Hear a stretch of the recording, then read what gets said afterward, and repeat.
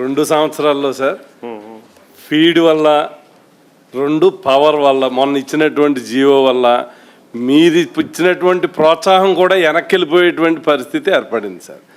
ఎందుకనంటే ఈ పవర్ వల్ల మొత్తం లాస్ట్ మనం 50,000 కలెక్షన్స్ ఇస్తే ఈ 50,000 కనెక్షన్స్ కూడా వీళ్ళు పెట్టిన నామ్స్ వల్ల ఇంకా ఒకరికి కూడా కరెంటు సబ్సిడీ రాదండి. దీన్ని ఎగ్గొట్టేటువంటి ప్రయత్నమే. 15,000 మందికి ఎక్స్ట్రా ఇస్తున్నాము ఆక్వా జోన్లో అని 12,500 మందికి అని జీవో ఇచ్చారు సార్. ఎప్పుడు ఇచ్చారు అని అంటే ఈ ఫీడ్ రేట్లు పెంచేసిన తర్వాత ఆ యాజమాన్యాలు అండగా ఉండటం కోసం ఈ రైతులకు ఎర చూపించడం కోసం ఈ రూపాయన్నర సబ్సిడీ తీసుకొచ్చున్నారు. దీంట్లో ఈ పవర్ ఫ్యాక్టర్ పెట్టడం వల్ల టోటల్ ఇంకా రూపాయన్నర సబ్సిడీ ఎవరికి రాదండి. ఇప్పటికే ఓవర్లోడ్ తోటి బిల్లులో రాకపోయినా ఓవర్లోడ్ తోటి పాటు కరెంటుకు వచ్చేటువంటి కరెంట్ ఛార్జీలు కాకుండా అడిషనల్గా అందరికీ వచ్చేస్తున్నాయి. ఇది మేజర్ బర్డెన్ అండి ఆక్వా రైతుకి. రెండోది ఇప్పుడు ఫీడ్ అండి.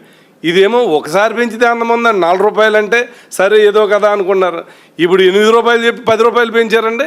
రేపు ఇంక మళ్ళీ పెంచేసినా కూడా ఈ గవర్నమెంట్ బయటకు వచ్చి ఒక్క ఎమ్మెల్యే కానీ ఒక్క ప్రజాప్రతినిధి కానీ ఈ 2 సంవత్సరాలు ఇప్పుడు ఇంత యాజిటేషన్ జరుగుతుంటే ఎవరు కూడా మాట్లాడినటువంటి సందర్భం లేదండి. రైతుల పక్షాన కడుపులు రగిలిపోయి రోడ్డు మీదకి వచ్చి మీ దగ్గరికి తీసుకెళ్తేనే కానీ ఈ ఇష్యూ మాకు అండగా ఉండదన్నటువంటి ఆలోచనతో మేము చాలా మీటింగ్స్లో కూడా పార్టిసిపేట్ చేసాం. రైతులందరూ స్వచ్ఛందంగా దీన్ని వ్యతిరేకిస్తున్నారండి.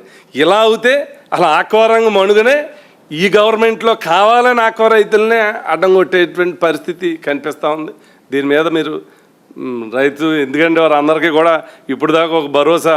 ఫస్ట్ టైం 40 ఏళ్ళ ఆక్వా ఇండస్ట్రీలో ఎప్పుడూ కూడా అంటే మనం అగ్రికల్చర్కో లేకపోతే హార్టికల్చర్కో గవర్నమెంట్ నుంచి సహకారం అన్ని రకాలుగా ఇస్తామండి. ఆక్వాకి ఎప్పుడు ఇచ్చినటువంటి సందర్భం లేదు. ఫస్ట్ అడుగు తొలి అడుగు మీ ద్వారానే ఒక పక్క రూపాయన్నర కరెంటు సబ్సిడీ ఇచ్చిన, రెండో పక్క అప్సడా చట్టాన్ని తీసుకొచ్చి ఇటు ఫీడు సీడు మార్కెటింగ్లో మనం మీరు వేసినటువంటి తొలి అడుగు ఈరోజు ఆక్వాకల్చర్ కనీసం నిలబడిందండి. మీరు కనుక 2 ఇష్యూల్లో కనుక మీరు చర్య తీసుకోకపోతే ఇవాళ ఆక్వా అన్నది మీరు 10 లక్షల దాకా వెళ్ళిందండి ఒక టైంలో.